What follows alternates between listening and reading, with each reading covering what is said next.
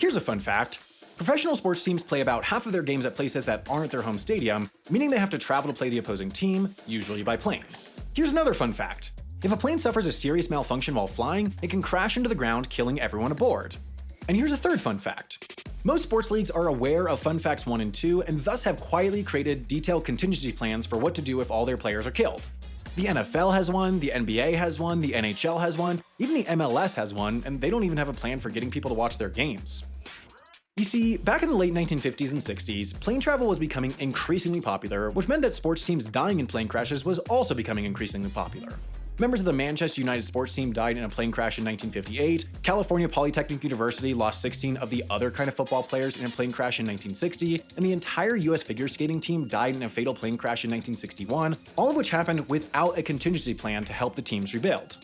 These days, the figure skating team separates their A and B teams when traveling to competitions, and they aren't the only ones who have developed contingencies for potential shakes on a plane. Corporate America is acutely aware of how their entire C-suite dying in a plane might tank their market cap.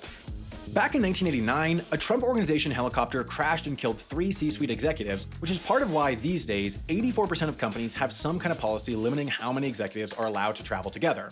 Coca-Cola, for example, doesn't let the 2 people who know the secret formula travel together, and another corporation, the US government, by practice, never allows the president and vice president to travel together, even though neither of them know anything about soda.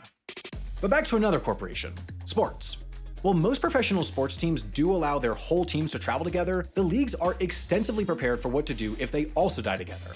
Let's start the same way many brain injuries start, with the NFL, which actually has 2 disaster contingency plans depending on how severe the situation is. If fewer than 15 players die, it's only a near disaster, terminology that I'm sure the families of the fewer than 15 dead NFL players would totally love. In this scenario, the team would be required to play out the rest of the regular season, but would get preference on claiming free agents. And if the quarterback specifically happened to be incapacitated, the team could draft 2 quarterbacks from any team they wanted to, which is why the Texans have seriously considered flying David Mills everywhere on Boeing 737 Maxes. Yeah, I just googled who is the worst quarterback. I have no idea who that is. But if 15 or more players died, the NFL's disaster plan would kick in. The NFL's commissioner, currently the world's most advanced humanoid robot, Roger Goodell, would decide whether the team could finish playing out the season. If he decided they could, they'd revert to the near-disaster protocol, but if he decided they couldn't, he'd create what's called an off-season disaster draft, with the team granted 32 players to pick from other non-dead teams, plus the official draft's number 1 pick.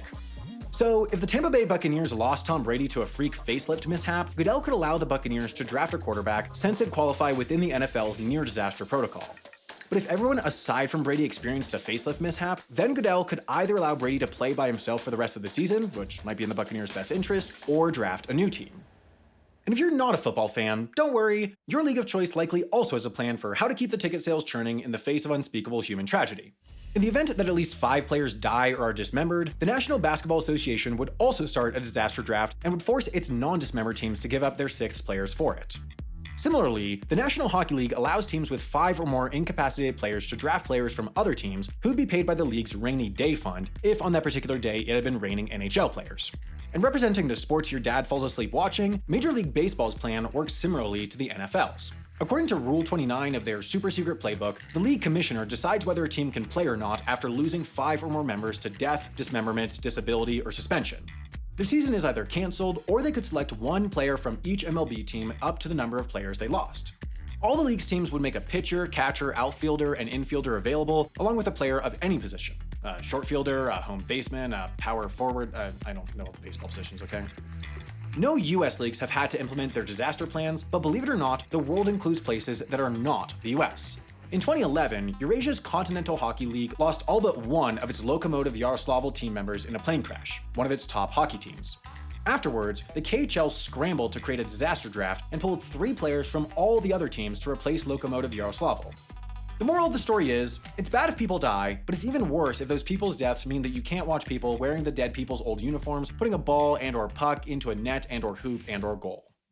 Now, replacing an entire dead sports team is a difficult problem to solve, and difficult problems don't always have conventional solutions. Whether your problems are big or small, critical thinking and problem solving are life skills that we could all stand to develop a little more. And what better place to develop those skills than with our sponsor, Brilliant. Brilliant is my favorite way of turning free time into self-improvement. With thousands of lessons to choose from, you can learn about neural networks, or calculus, or scientific thinking through bite-sized interactive lessons for a minuscule fraction of what you pay for a similar college course. And your involvement can be as much or as little as works for you. You can learn a little about the fundamentals of search on your commute to work, or sit down at your computer and teach yourself integral calculus as a super type A way of unwinding on the weekend.